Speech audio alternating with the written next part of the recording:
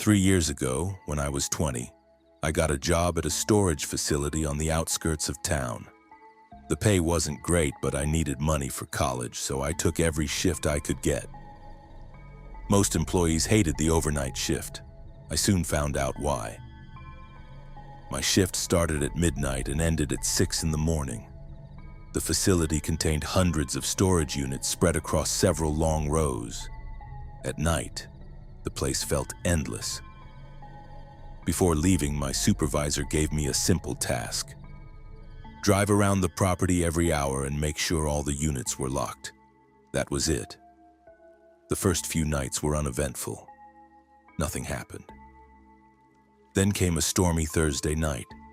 Heavy rain pounded the metal roofs above the storage units. The wind howled through the narrow lanes. Around 2 a.m., I began my routine inspection. As I drove past row C, my headlights caught something strange. One of the storage unit doors was open, just a few inches. I stopped the cart and checked my clipboard. Unit C-17 was supposed to be locked. Thinking someone had forgotten to secure it, I walked over. The metal door slowly creaked as I pulled it open. The unit was empty, completely empty. No boxes, no furniture, nothing. I closed the door and continued my patrol. An hour later, I drove past the same unit again. The door was open. My stomach tightened. I was certain I had closed it. I got out once more. The unit was still empty. But this time, something was different. At the back wall, written in dust, were 3 words. "Turn around now." I stared at the message. I hadn't written it. Nobody else should have been there. A loud bang echoed somewhere behind me. I spun around. The lane was empty. Rain continued falling. Nothing moved. I hurried back to the security office and watched the cameras. At first, everything seemed normal. Then I checked camera 12. The camera pointed directly at Unit C-17. The timestamp showed only a few minutes earlier.